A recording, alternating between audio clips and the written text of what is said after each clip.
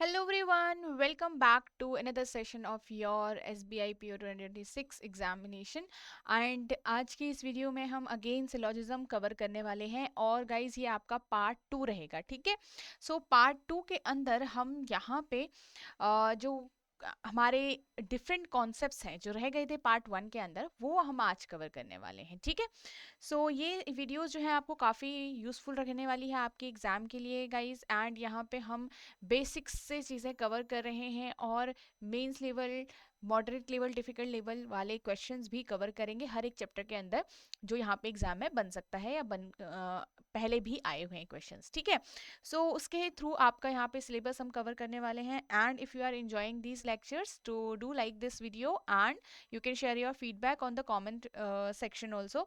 ठीक है, so before starting very important information guys, यहाँ पे आप ये ई बुक डाउनलोड कर सकते हो if you are someone who is complete beginner and you don't know what is the exact level of the exam. And ये जो ई बुक है इसके अंदर आपको प्री एंड मेंस के मेमोरी बेस्ड पेपर्स मिलेंगे, उनकी आंसर कीज भी आपको प्रेजेंट रहेगी, साथ ही आप उससे देख सकते हो, एनालाइज कर सकते हो, प्रैक्टिस कर सकते हो और इसको इजिली डाउनलोड कर सकते हो। This is completely free and it is you will find the link in the description box और वहाँ से आप इसको डाउनलोड कर सकते हो। ठीक है, चलो, सो एंड यहाँ पे अगर आप किसी प्लेटफॉर्म के थ्रू प्रिपेयर करना चाहते हैं डेडिकेटेड कोर्स आपके एग्जाम के लिए, तो ये बैंकिंग एग्जाम्स महापैक आपके बैंकिंग के 6 एग्जाम्स को कैटर करने वाला है। पीओ एंड क्लर्क के pre and mains both and interview तक आपको यहाँ पे पूरा गाइडेंस मिलता है। साथ में जितने भी डिफरेंट मटेरियल्स आपको चाहिए होते हैं किसी एग्जाम को क्रैक करने के लिए, तो सारी ही चीज़ें आपको यहाँ पे अवेलेबल रहने वाली है गाइस। ओके, साथ ही अगर आप SBI PO के साथ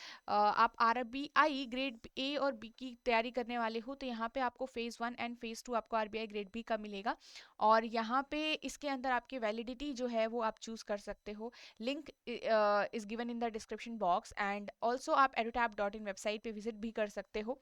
ठीक है, सो आगे बढ़ते हैं विद जो भी हमने यहाँ पे पढ़ा है उसको एक बार मैं रिवाइज करवा लेती हूँ आपको कि क्या क्या आपने सीखा है। ऑल्सो आप ये चीज़ समझोगे कि आप लोग कितना रिवाइज कर चुके हो, कितना आपको अभी तक याद है।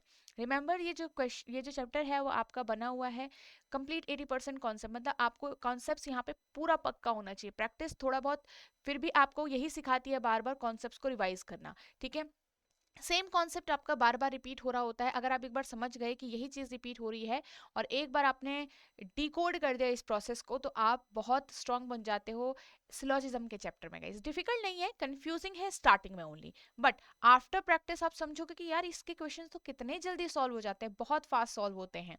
ठीक है, तो ये चीज़ ध्यान रखिएगा। चलो आगे बढ़ते हैं। यहाँ पे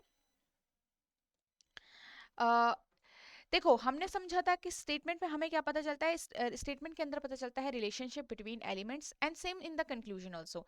स्टेटमेंट के रिलेशनशिप को हम दिखाते हैं वेन डायग्राम के थ्रू एंड उसी के हिसाब से हम चेक करते हैं कि गिवन कंक्लूजन ट्रू है या फॉल्स है।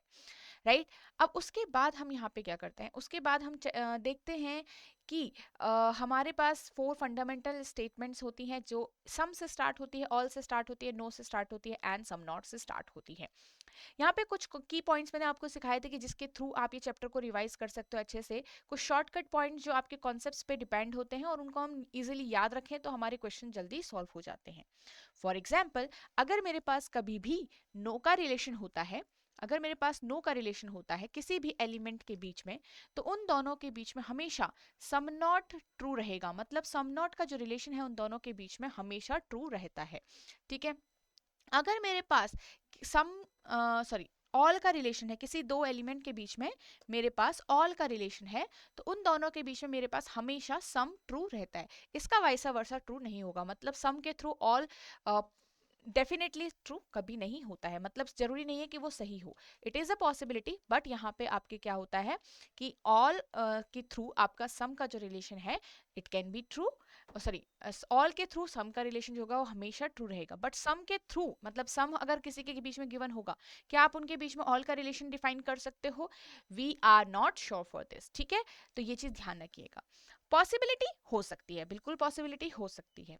ओके, चलिए, तो यहाँ पे आपके पास नेक्स्ट और एक चीज समझी थी कि कभी भी किसी के बीच में नो का रिलेशन होता है, कभी भी किसी के भी बीच में नो का रिलेशन होता है, तो सम का रिलेशन उन दोनों के बीच में कभी नहीं होगा, और आपका ऑल का रिलेशन भी कभी नहीं होगा। साथ ही सम प्लस पॉसिबिलिटी, मतलब सम अगर आपके सम का रिलेशन पॉसिबिलिटी के साथ दिया गया है तो भी सही नहीं होगा। और सिमिलरली ऑल का, जब सम ही नहीं है तो ऑल कहाँ से होगा, ये आप याद रख सकते हो नॉर्मल भाषा में भी, तो ये नहीं होगा। ठीक है, अगर मेरे पास किसी के बीच में सम या फिर ऑल का रिलेशन ऑलरेडी दिया गया है, सम या फिर ऑल का रिलेशन दिया गया है, तो नो कभी भी ट्रू नहीं होगा, या फिर नो प्लस पॉसिबिलिटी भी कभी ट्रू नहीं होगी। ये कुछ चीजें सीखी थी हमने। ठीक है, क्लियर है?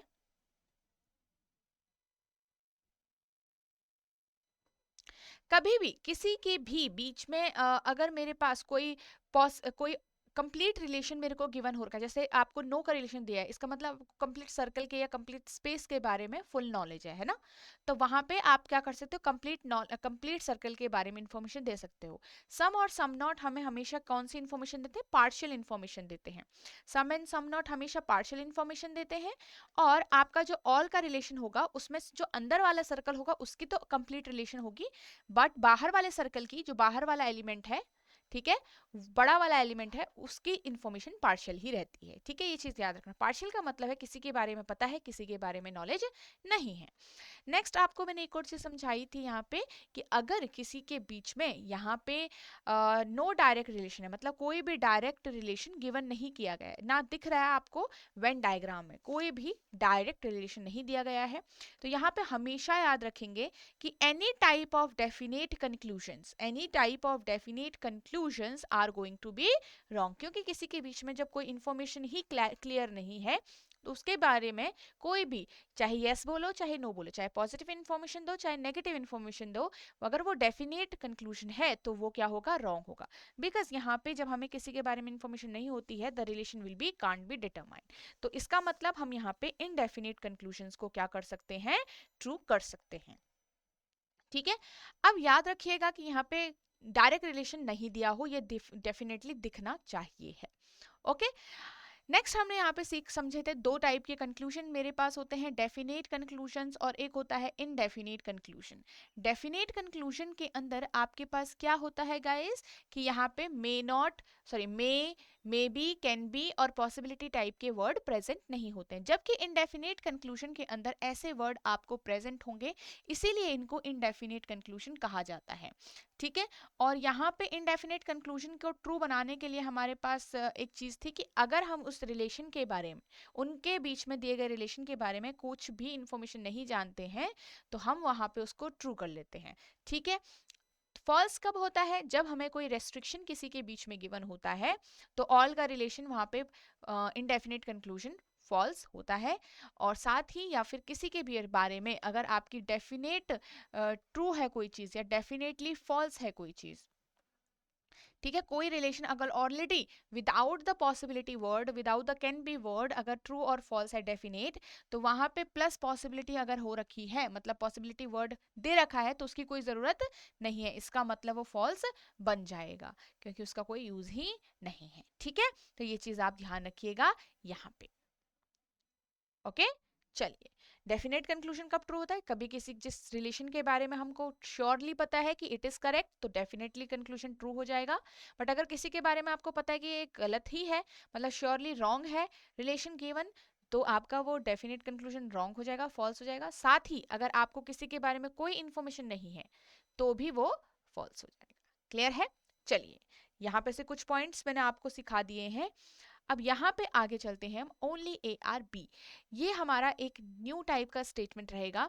ओनली ए आर बी, जो मैंने आपको स्टार्टिंग में भी सिखाया था कि हमें 6 टाइप के स्टेटमेंट यहाँ पे से पढ़ने होते हैं। ओनली ए आर बी हमें क्या डिफाइन करता है गाइस, ये डिफाइन करता है कि जो सेकंड वाला एलिमेंट है ना, ये अब की बार अंदर की साइड आपका आएगा, तो बी जो है वो किसके, ए का अंदर की साइड रहेगा, कि ओनली ए ही है, सिर्फ ए ही जो है वो बी है। ठीक है, ए ही बी से रिलेट करता है और हमें किसी का कुछ नहीं पता, तो only A are B, B will be coming inside. और इसको थोड़ा ऑल से डिफरेंशिएट करने के लिए हम क्या करते हैं, यहाँ पे ऐसा कर देते हैं, क्रॉस का सिंबल लगा देते हैं। ठीक है, तो आपके पास all B are A and B can not be have any positive relation. देखो याद रखो कि बी का अब रिलेशन जो है वो किसी भी एलिमेंट के साथ, किसी भी दूसरे एलिमेंट के साथ वो पॉजिटिव नहीं रह सकता। पॉजिटिव नहीं रहेगा तो कैसा रहेगा, फिर नेगेटिव रह सकता है, बिल्कुल। तो अगर याद रखिएगा उसका किसी भी दूसरे रिलेशन दूसरे एलिमेंट्स के साथ ए के अलावा, बी का जो रिलेशन है ए के अलावा किसी से भी नहीं है, नहीं बोलेंगे हम, किसी से भी पॉजिटिव नहीं होगा, नेगेटिव जरूर होगा। ठीक है, ये चीज याद रखिएगा।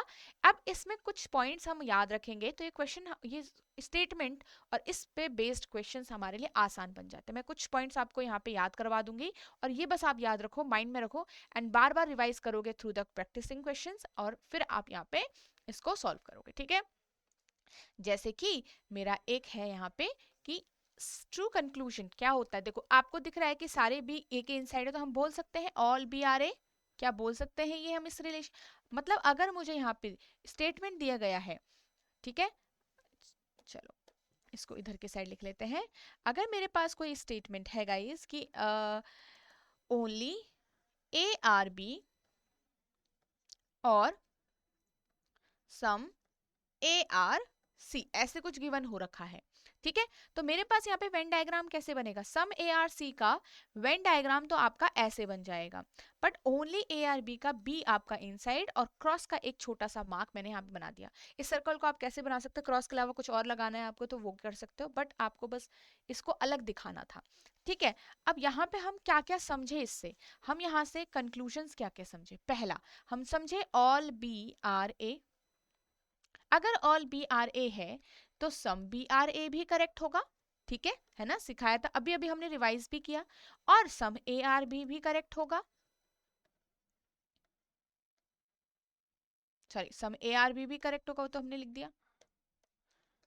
ठीक है, ये तीन तो हमारे ट्रू होंगे। अब सी के थ्रू अगर मैं देखूं यहाँ पे तो आपको सम ए आर सी दिख रहा है, सम सी आर ए भी करेक्ट होगा। यहाँ पे एक पॉइंट यहाँ से ऑलरेडी इस फिगर से आपको नोन हो जाएगा that no B are C, ये पता चल जाएगा। वैसे हम बोलते थे कि बी और सी के बीच में कोई रिलेशन दिख नहीं रहा, बट ओनली का जो स्टेटमेंट है वो हमें ये पूरी इंफॉर्मेशन देता है कि बी का हर किसी से नेगेटिव इंफॉर्मेशन, नेगेटिव रिलेशन होगा, पॉजिटिव नहीं होना चाहिए। तो अगर नो का रिलेशन बी और सी के बीच में है तो सम बी आर सी भी, सम बी आर नॉट सी भी करेक्ट होगा। साथ ही सी की तरफ से भी नो सी आर बी भी आपका करेक्ट होगा। ठीक है, ये चीज आप यहाँ पे याद रखिएगा।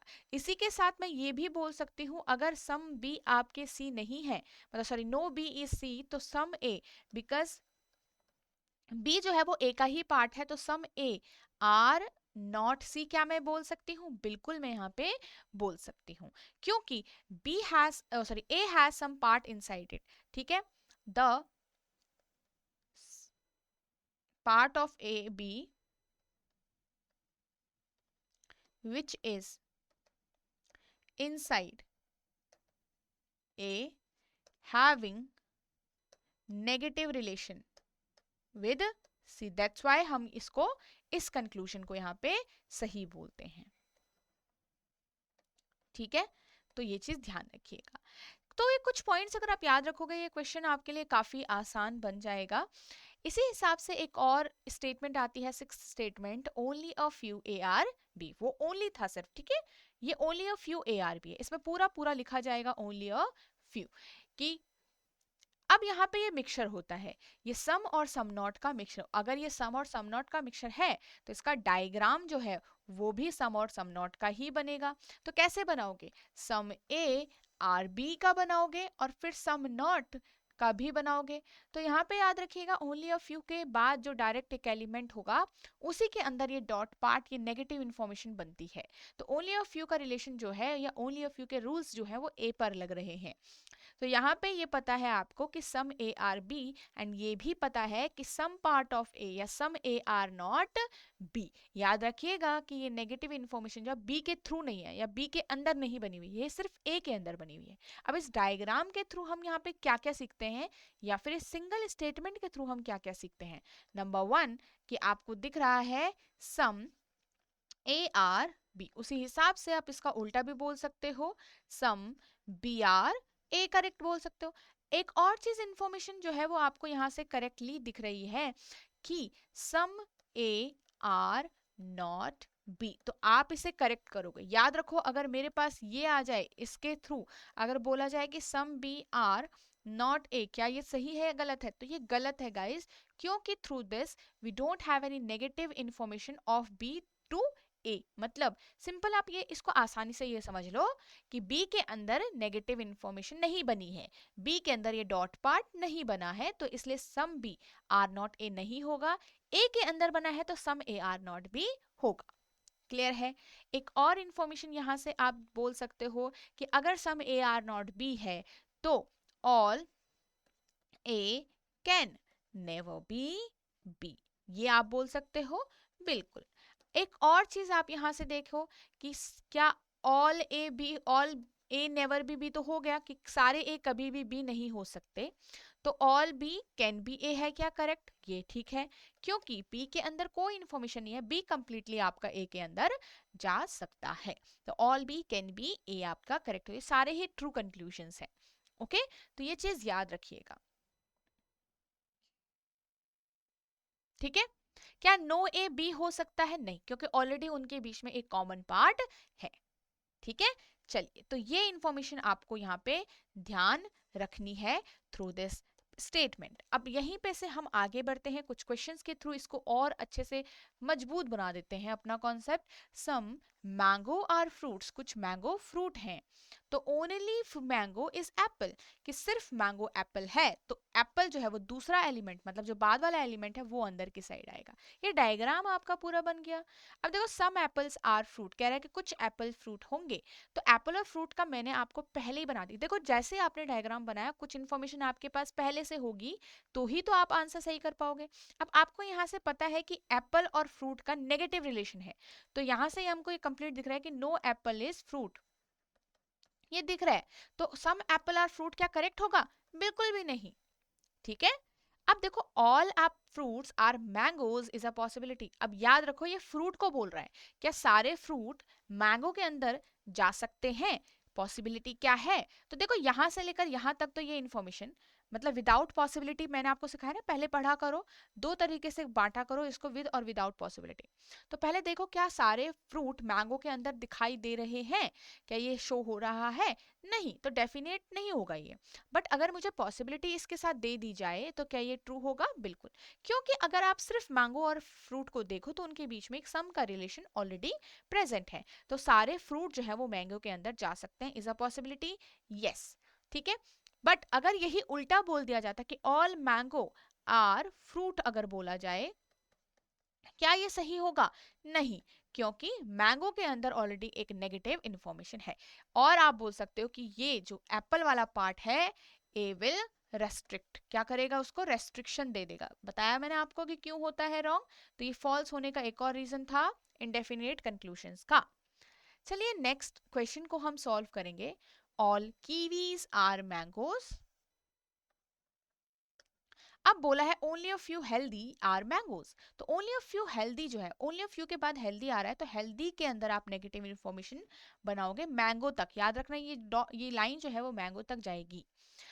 तो सम मैंगोज आर कीवी तो करेक्ट होगा, क्योंकि कीवी और मैंगो का सिर्फ रिलेशन देखो आप, तो ऑल का रिलेशन है, तो सम तो ट्रू होगा। अब हेल्दी और मैंगो का देखोगे तो सम हेल्दी आर मैंगो क्या है?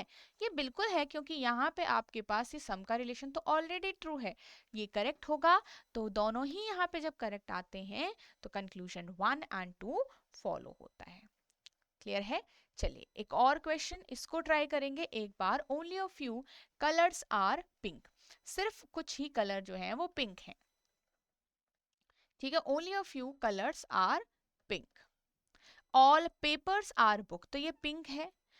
सम बुक आर, यहाँ पे ये हो गया, और ऑल पेपर, ये सारे पेपर जो है वो इसके अंदर है। तो ये डायग्राम मेरा कंप्लीट बन रहा है। अब देखो, पेपर और कलर के बीच में रिलेशन है सम का, पहले दिया गया, तो यहां तक पढ़ो, सम पेपर आर कलर। पेपर और कलर का कोई डायरेक्ट रिलेशन नहीं दिया गया, स्पेस बिल्कुल इंडिविजुअल है, कोई इनडायरेक्ट रिलेशन भी नहीं है। अब पॉसिबिलिटी के साथ क्या ये यस सम का रिलेशन ट्रू होगा? बिल्कुल, हम ट्रू कर देंगे। ठीक है, क्योंकि सिखाया था ना, इनडेफिनिट कंक्लूजन है किसी ऐसे एलिमेंट्स के बारे में जिनके रिलेशन हमें कोई पता ही नहीं है, तो ट्रू होगा। Some papers can be pink, क्या पेपर और पिंक का क्या रिलेशन? देखो, कैन बी का मतलब अगेन इनडेफिनिट है, सारे इनडेफिनिट है वैसे ये, तो पेपर्स और पिंक का कोई डायरेक्ट रिलेशन अगेन नहीं है। फिर से रिपीट, सेम कॉन्सेप्ट, ये आपका करेक्ट होगा। अब देखो से some colours are not pink is a possibility, तो मैंने आपको सिखाया था यहाँ तक देखो एक बार। देखो कलर्स और पिंक के रिलेशन के बीच में ओनली अ फ्यू का रिलेशन गिवन है, जिसकी वजह से कलर के अंदर ऐसे कुछ पार्ट होंगे जो पिंक के साथ नेगेटिवली रिलेट होंगे। अब नेगेटिवली रिलेट होंगे तो ये पार्ट हमेशा इसको यहाँ के लिए रेस्ट्रिक्ट करेगा, क्या करेगा, रेस्ट्रिक्ट करेगा। तो कुछ ऐसा पार्ट जरूर है जो रेस्ट्रिक्शन दिखा रहा है, राइट, है ना, ऑल के लिए। बट तो उसने कहा some colours are not pink, वो तो ऑलरेडी विजिबल है, तो ये तो यहाँ तक डेफिनेटली ट्रू हो चुका है। पॉसिबिलिटी की तो जरूरत ही नहीं थी, वो चीज विदाउट पॉसिबिलिटी ट्रू है, बट पॉसिबिलिटी दिया है तो यहाँ पे क्या हो जाएगा, ये फॉल्स माना जाएगा क्योंकि पॉसिबिलिटी की जरूरत नहीं थी। Some colours are not pink is a possibility wrong, but अगर मेरे पास some colours are not pink होता सिर्फ तो करेक्ट होता। ठीक है, तो आपके पास पहला और दूसरा ही यहाँ पे करेक्ट आएगा। ठीक है, चलिए अब इसके बाद थोड़ा सा इसको ट्राई करेंगे आप लोग।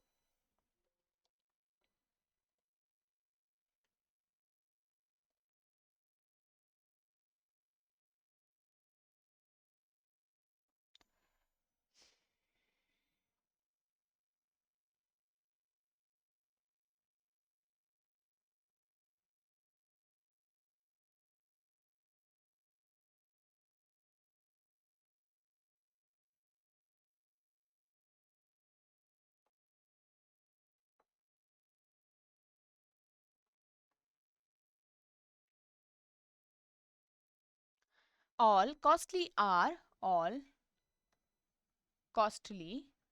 Are animals, only a few costly are valuables. तो only a few costly are valuable, तो कॉस्टली के अंदर एक ही डॉट पार्ट बनेगा, याद रखना किसके किसके बीच में ये रिलेशन है। सम एनिमल्स आर पेट, कुछ एनिमल पेट हैं, इतना हमने डायग्राम बना दिया। अब देखो all costly are pet is a possibility, अब ऑल के साथ आपको पॉसिबिलिटी, तो पहले आप सिर्फ यहाँ तक देखो, तो कॉस्टली और पेट के बारे में बीच में कोई रिलेशन है नहीं, दोनों के बीच में डायरेक्ट कोई रिलेशन नहीं है। अब दूसरी बात, डायरेक्ट रिलेशन नहीं है तो पॉसिबिलिटी होगी क्या, ऑल का रिलेशन है। देखो यहाँ पे कोई भी रेस्ट्रिक्शन तो गिवन नहीं है, नहीं, पेट और कॉस्टली के बीच में कोई भी डायरेक्ट रिलेशन गिवन नहीं है, और यहाँ पे ये क्या हो जाएगा, ट्रू हो जाएगा। सम वेरिएबल आर नॉट कॉस्टली, अब ये क्या है, एक डेफिनेट कंक्लूजन, तो कॉस्टली और वेरिएबल को देखो पहले, तो कह रहा है कि सम वेरिएबल्स आर नॉट, तो वेरिएबल के अंदर कोई नेगेटिव इंफॉर्मेशन है नहीं, सम वेरिएबल आर नॉट कॉस्टली गलत होगा। ठीक है, अगर मेरे पास रहता सम कॉस्टली आर नॉट वेलेबल, तो क्या ये सही होता, बिल्कुल, तब ये सही हो जाता। ठीक है, ऑल वेल्यूएबल आर कॉस्टली, क्या कह रहा है, all valuable are costly is a possibility, correct, क्यों, क्योंकि वेल्यूएबल के अंदर कोई नेगेटिव इंफॉर्मेशन नहीं है, इसलिए वो सारा वहां इन्वॉल्व हो सकता है। ठीक है, तो all valuable are costly correct होगा। अब आपके पास फर्स्ट एंड थर्ड ट्रू रह गए।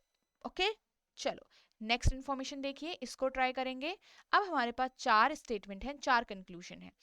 गाइस ये क्या होता है कि आपकी क्लरिकल के एग्जाम में इस टाइप से करेक्ट आ सकता है, मेंस में, प्री में तो आपका यहाँ पे इजी आता है, बट अगर पीओ की बात करें तो 3 स्टेटमेंट विथ 3 कंक्लूजन तक आपका प्री के अंदर भी आ सकता है। ठीक है, तो रेडी रहिएगा।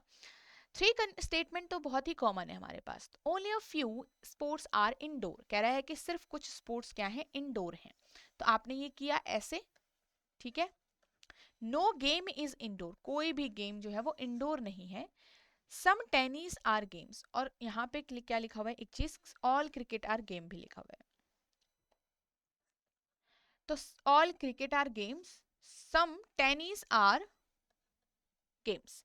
ठीक है, स्पोर्ट्स इंडोर हो गया, नो गेम इज इंडोर हो गया, सम टेनिस आर गेम्स हो गया, और ऑल क्रिकेट इज गेम हो गया। ठीक है, all tennis being indoor is a possibility, क्या कह रहा है कि ऑल टेनिस, सारे के सारे टेनिस जो है वो इंडोर है। अब टेनिस और इंडोर का पहले रिलेशन यहाँ पे देख लो, ठीक है, तभी आप पहले कंक्लूड करना कि टेनिस और इंडोर का क्या डायरेक्ट नेगेटिव रिलेशन है, या फिर कोई भी रिलेशन है कि नहीं है। देखो अब यहाँ पे गेम्स की वजह से उनका एक रिलेशन बन रहा है, जैसे कि ये वाला, यहाँ पे टेनिस का जो ये वाला हिस्सा है वो इंडोर के साथ वही रिलेशन दिखाएगा जो पूरा गेम्स का सर्कल दिखा रहा है, दैट इज नेगेटिव वाला। ठीक है, तो ये टेनिस का हिस्सा भी है, तो आप बताओ क्या ऑल टेनिस कभी इंडोर हो सकते हैं, because some part of tennis, we know that some part of tennis, part of tennis has negative relation, has negative relation with, क्या नाम है इसका, इंडोर, राइट। तो इसलिए यहाँ पे ऑल टेनिस के लिए पॉसिबिलिटी करेक्ट नहीं होगी, क्योंकि रेस्ट्रिक्शन दिखा दिया उसने ऑल के लिए, है ना। All indoor can be, sports के सारे इंडोर स्पोर्ट्स होते हैं। देखो अगेन, नेगेटिव इन्फॉर्मेशन जो बनी हुई है वो स्पोर्ट्स के अंदर बनी है, इंडोर के अंदर नहीं बनी है। तो इंडोर सारा स्पोर्ट्स में जा सकता है, स्पोर्ट्स नहीं जा सकता, ठीक है। अब देखो, at least some cricket is tennis, cricket और टेनिस के बीच में कोई भी डायरेक्ट रिलेशन नहीं है, तो ये क्या है, एक कंप्लीट डेफिनेट कंक्लूजन है, तो ये गलत हो जाएगा। अब यहाँ पे एटलीस्ट सम का मतलब क्या होता है, सम ही होता है। Mostly, most of, at least, at most, generally, ये सारे क्या होते हैं, सम के रिलेशन होते हैं, ठीक है। फ्यू, फ्यू भी सम का relation, only a few different है, फ्यू डिफरेंट है, याद रखिएगा। सम क्रिकेट कैन बी, आपके स्पोर्ट्स, क्रिकेट और स्पोर्ट्स के बारे में कोई भी यहाँ पे डायरेक्ट इन्फॉर्मेशन स्पोर्ट्स का और क्रिकेट का नेगेटिव नहीं है, तो पॉजिटिव भी नहीं है, तो यहाँ पे some cricket can be sports correct होगा। तो ओनली आपका सेकेंड एंड फोर्थ ही यहाँ पे ट्रू रहेगा गाइस, ठीक है, ओके। चलिए, अब एक ये वाला रिलेशन, ये वाला क्वेश्चन मैं आपको होमवर्क के लिए दे रही हूँ, ये क्वेश्चन आप होमवर्क से करोगे। इसके बाद यहाँ पे हम थोड़ा सा कवर करते हैं आइदर और केस, ये मैंने आपको कवर नहीं कराया था। आइदर और केस हम इसलिए अभी पढ़ रहे हैं क्योंकि अभी हमने सारी स्टेटमेंट्स को कवर कर लिया है, ऑलमोस्ट उसके थोड़ा थोड़ा क्वेश्चंस भी हमने सॉल्व कर लिए हैं, है ना। अब यहाँ पे आइदर और केस के बारे में हमें थोड़ा समझना इंपॉर्टेंट है। आप देख रहे होंगे कि यहाँ पे मेरे पास कहीं पे आपका इस टाइप से आइदर और गिवन होता है ऑप्शंस के अंदर, राइट।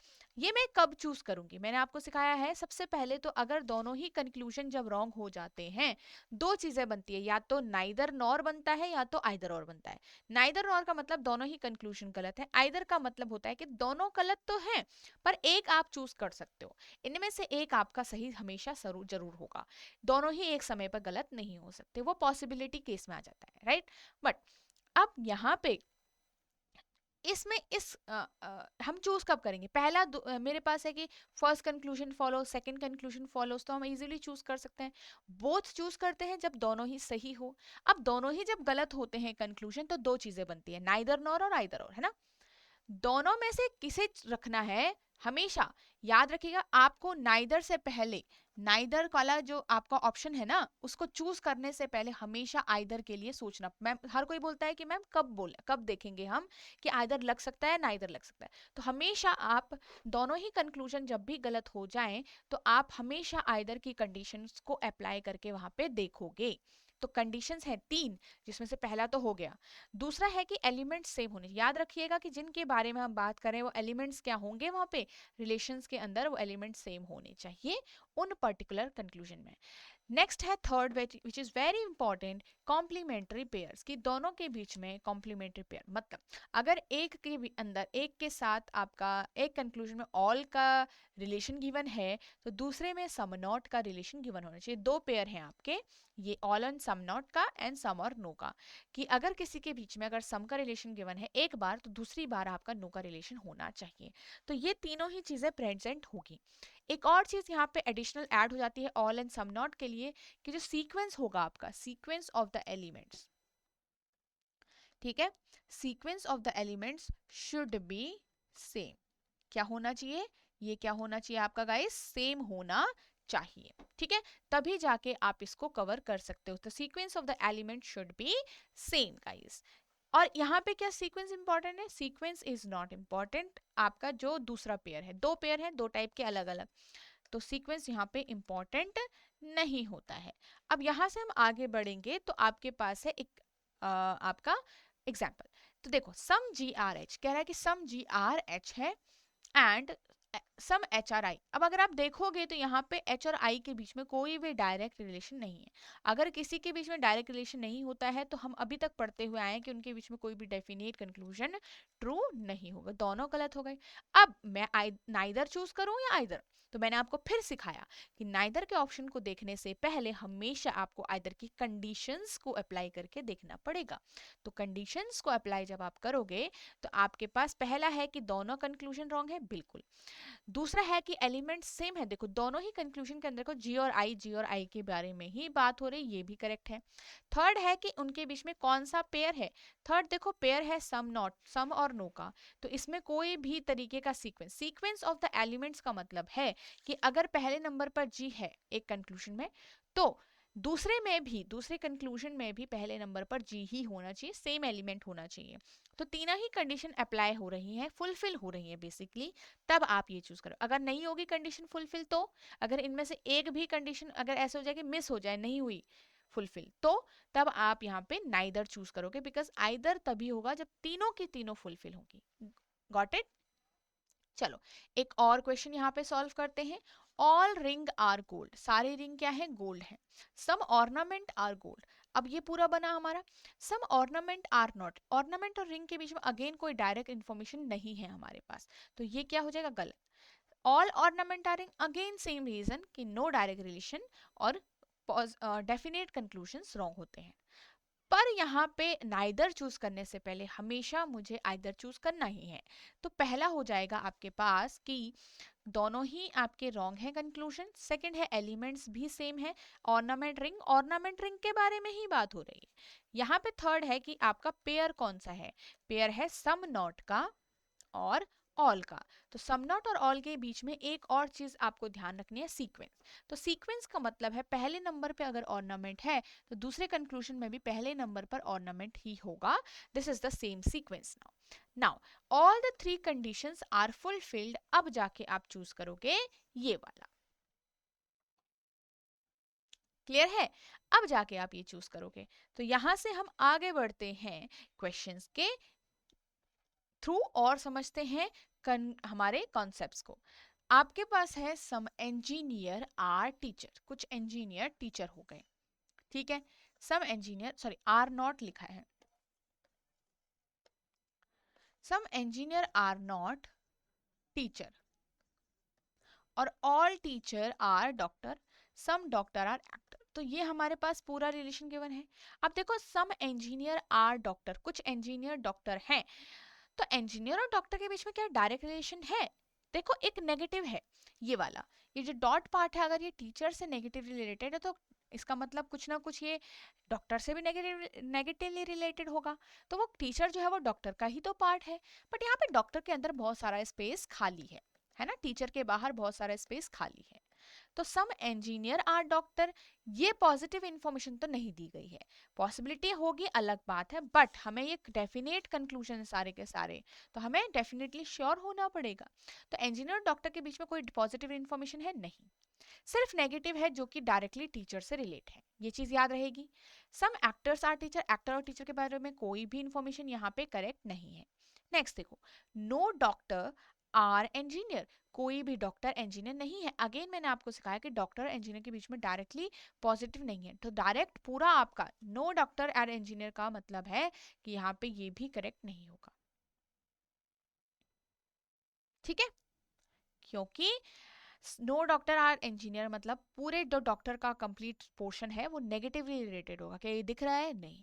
तो तीनों के तीनों तो गलत हो गए। अब यहाँ पे चूज क्या कर सकते हैं हम, देखो इन दोनों के अंदर अगर आप नोटिस करो कंक्लूजन तो रॉन्ग है, एलिमेंट सेम है, इंजीनियर डॉक्टर, राइट। अब इंजीनियर डॉक्टर में थर्ड है कि पेयर कौन सा है, देखो सम का पेयर है और सम और नो का पेयर है। तो हमारे पास यहाँ पे सम और नो का पेयर है, तो अब यहाँ पे सीक्वेंस की कोई दिक्कत नहीं है, मतलब इंजीनियर बाद हो या पहले हो या डॉक्टर पहले हो या बाद में हो, कोई यहाँ पे प्रॉब्लम नहीं है। तो फर्स्ट एंड थर्ड में we are fulfilling all the cases all the conditions of either or, and that's why we will choosing this, ठीक है। अब यहां से 10th क्वेश्चन की तरफ बढ़ते हैं, इसको ट्राई करेंगे अब आप।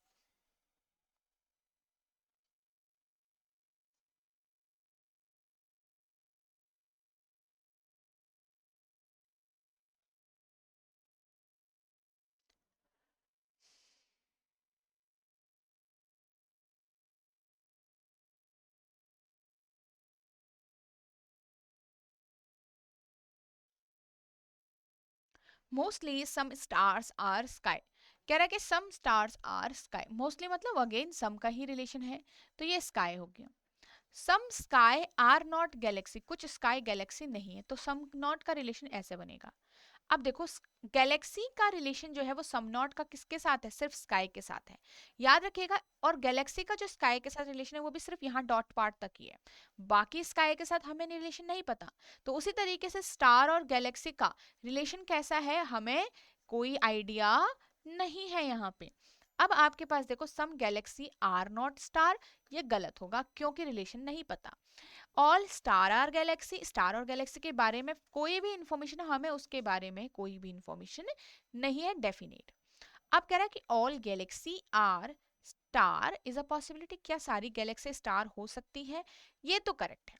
पर आपके पास क्या आप ओनली थर्ड करेक्ट करोगे या फिर ई ऑप्शन चूज करोगे, लेट्स सी। ठीक है, फर्स्ट था हमारे पास कि दोनों ही कंक्लूजन रॉन्ग है, फर्स्ट एंड सेकंड को देखिए आप लोग, यस दोनों कंक्लूजन्स रॉन्ग है।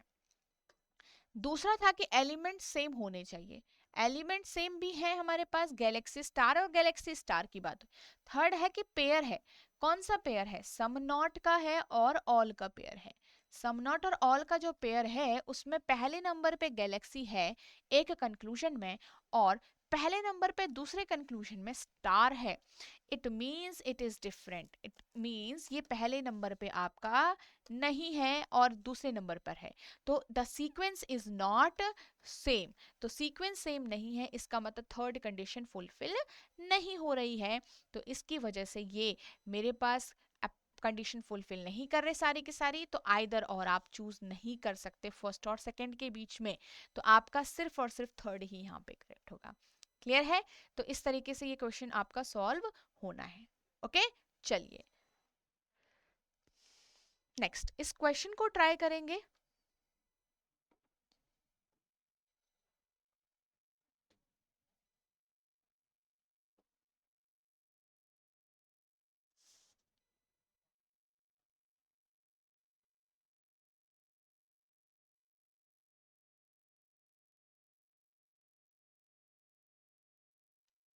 ऑल कंट्रीज आर इंग्लिश, तो सारी कंट्रीज क्या है, sorry some countries are English, some English are language और ओनली कंट्रीज वाइट। तो वन सेकेंड, सम कंट्री, इसको मैं बड़ा बनाती हूँ थोड़ा,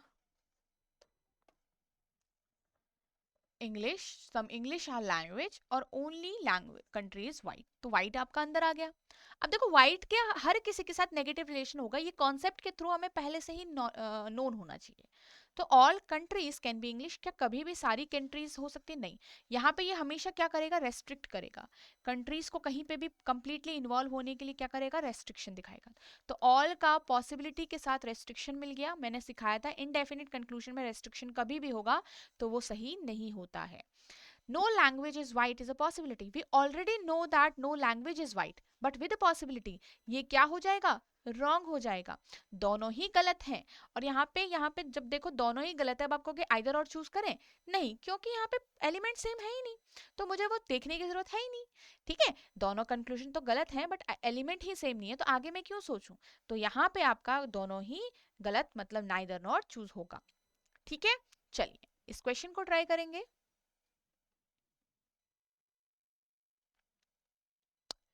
देखो गाइज आप वीडियो को भी ज़रूर लाइक करें अगर आपको ये वीडियो कहीं पे भी हेल्पफुल लग रहा है, कहीं पे भी यूजफुल लग रहा है अपने एग्जाम की प्रिपरेशन के लिए। So do like this video and comment भी ज़रूर करना गाइज, ठीक है।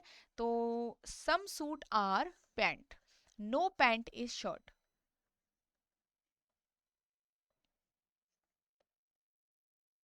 All jeans are shirt. अच्छा,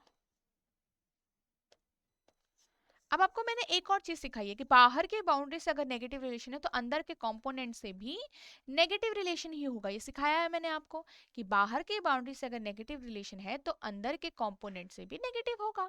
ठीक है, तो यहाँ पे देखो no jeans is a pant, तो क्या ये करेक्ट होगा, यस, क्योंकि जीन्स का पैंट के साथ नेगेटिव ही होगा क्योंकि शर्ट का नेगेटिव रिलेशन है, तो ये आपका ट्रू हो गया। नेक्स्ट देखो some suits are definitely not shirt, तो अब यहाँ पे बताओ क्या ये ट्रू है, शर्ट और सूट, शर्ट और सूट का आपको लग रहा होगा कि कोई भी डायरेक्ट रिलेशन नहीं है, बट है। यहाँ पे देखो ये आपका कॉमन पार्ट है दोनों के बीच में, राइट, नेगेटिव इंफॉर्मेशन है आपकी डायरेक्ट। सूट का जो रिलेशन है पैंट के साथ कॉमन है, जो पैंट का ये पूरा स्पेस पूरा सर्कल रिलेशन दिखाएगा वही सूट में के अंदर जो कॉमन पार्ट है वही वही दिखाएगा सेम टू सेम। तो नो यहाँ पे some part of suit are not shirt correct होगा। यस, डेफिनेटली नॉट का मतलब सिंपल है कि डेफिनेट कंक्लूजन है, वो हमें वैसे भी पता चल रहा है, डेफिनेटली से कुछ नहीं बदल रहा है यहाँ पे। तो आप बताओ क्या ये करेक्ट होगा? यस, तो both conclusions are true. Okay, चलिए next conclusion sorry next question पे चलते हैं। ऑल वायर साथ के साथ सॉल्व करिए अभी। All wire are cable. अब देखो इस टाइप के क्वेश्चन का जो इतना भी आपके सामने जो प्रेजेंट है ना, इसमें आपको 30 सेकेंड्स लग रहे हैं, तो 30 सेकेंड्स तक आपको स्पीड टारगेट रखनी है। अगर आप तब इतने में कर पा रहे हो इसका मतलब आपका ये क्या है, स्ट्रांग बन चुका है। जब तक आप 1 मिनट के अंदर नहीं आ रहे हो तब तक ये पोर्शन आपका स्ट्रांग नहीं हुआ है, ये ध्यान रखिएगा। ठीक है, तो all wire are cable, no wire are bulb, और ऑल फैंस आर केबल। अब यहाँ पे ये पूरा डायग्राम बना है, at least some wire are not fan. तो फैन और वायर का डायरेक्ट रिलेशन है ही नहीं, तो हम यहाँ पे नेगेटिवली भी कैसे बोल सकते हैं, कंडेफिनेट। No bulb is a fan, कोई भी बल्ब फैन नहीं। देखो बल्ब का नेगेटिव जो है वो सिर्फ वायर से, बाकियों से नहीं है, तो यहाँ पे बल्ब और फैन का हमें डायरेक्ट नहीं पता। At least some cables are not fan, क्या ये सही होगा? ये भी हमें नहीं पता, क्योंकि केबल और फैन के बीच में हमें ऑल का रिलेशन गिवन है, बाकी जो स्पेस खाली है बाहर उसका कोई भी नॉलेज नहीं होता है। ठीक है, ये याद रखिएगा, जो स्पेस खाली है फैन के बाहर वाला उसका नॉलेज नेगेटिव हमें नहीं पता या पॉजिटिव हमें नहीं पता। तो none follows will be your answer. I hope you got the same answer. इसको ट्राई करेंगे। All spellings are number, no book is number. अब नो बुक इज पेपर, ये पूरा रिलेशन बन गया। नो नंबर इज पेपर, देखो number का negative है बुक से, बुक का नेगेटिव है पेपर से, तो क्या ये दोस्त बन गए आपस में? नहीं, हमें इन दोनों का कोई भी डायरेक्ट रिलेशन नहीं पता, याद रखना। ऐसा नहीं कि ये भी नेगेटिव या फिर ये दोनों पॉजिटिव रिलेट होंगे, नहीं, हमें इनका कोई भी डायरेक्ट रिलेशन नहीं पता। तो बुक और पेपर के, बुक और नंबर के बीच में सॉरी नंबर और पेपर के बीच में कोई भी डेफिनेट रिलेशन हम ट्रू नहीं कर सकते। No spelling is a book. अब बुक का रिलेशन नेगेटिव है बाहर की बाउंड्री से, तो अंदर की बाउंड्री से भी नेगेटिव होगा, तो स्पेलिंग का बुक से नेगेटिव रिलेशन करेक्ट होगा। Some sorry no paper is book, तो आपको नो बुक इज पेपर दिया है, नो पेपर इज बुक क्या होगा, करेक्ट होगा। सेकेंड एंड थर्ड आपके ट्रू रह गए। ओके, चलिए नेक्स्ट क्वेश्चन की तरफ। ये हमारा लास्ट क्वेश्चन है and this will be your homework guys. इसको ट्राई करिएगा एंड मुझे आंसर जरूर करके बताना, ठीक है। and guys in the next class we will solve some moderate level questions, ठीक है, कुछ different questions सीखेंगे, रिवर्स इन सिलोजिज्म सीखेंगे, ठीक है, कुछ कॉलम बेस्ड क्वेश्चंस भी मैं आपको सॉल्व कराऊंगी, और यहाँ पे हम कुछ कोऑर्डिनेट बेस्ड क्वेश्चंस भी सॉल्व करेंगे। अब यहाँ पे याद रखिएगा ये बेसिक सब कुछ हो चुका है, अब इसके ऊपर सिर्फ आपका एडवांस लेवल ही आएगा, और वही सारा आपका डिपेंड करता है कि फाउंडेशन कितना स्ट्रॉन्ग है। जितना स्ट्रॉन्ग फाउंडेशन होगा उतना ही आपका यहाँ पे सब कुछ पूरा बनेगा, ठीक है, पूरा सिलोजिज्म आपका सॉल्व होगा। अब याद रखिएगा हम हमेशा डायरेक्टली जंप कर देते हैं मुश्किल क्वेश्चन पे। अब आपका बेसिक या फिर आसान क्वेश्चन में ही लॉजिक क्लियर नहीं है तो आपका डिफिकल्ट क्वेश्चन जल्दी कैसे सॉल्व होंगे, राइट?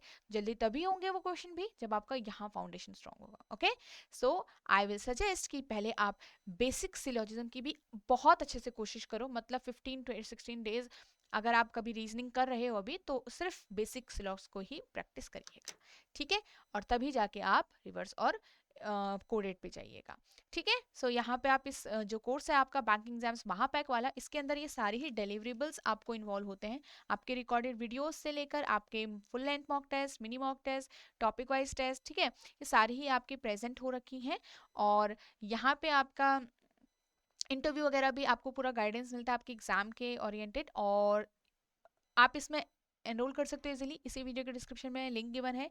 साथ ही edutap.in वेबसाइट आप विजिट करेंगे, वहाँ पे बैंकिंग कोर्सेस आप चूज करके स्क्रॉल डाउन करेंगे, you will find this course. Okay, चलिए, thank you so much guys and I hope you have enjoyed this session, so do like in comment your feedbacks guys, और ये आपका काफ़ी valuable feedback रहेगा हम सभी के लिए, ताकि हम ऐसे ही कंटेंट आप सभी के सामने लेके आते रहें, और we will meet in the next video in the part number 3, ठीक है, सिलोजिज्म का पार्ट 3 भी आएगा जिसमें हम कुछ और डिफरेंट क्वेश्चंस को सॉल्व करेंगे। ओके, चलिए, so let's meet in the next video guys, thank you so much and bye all of you.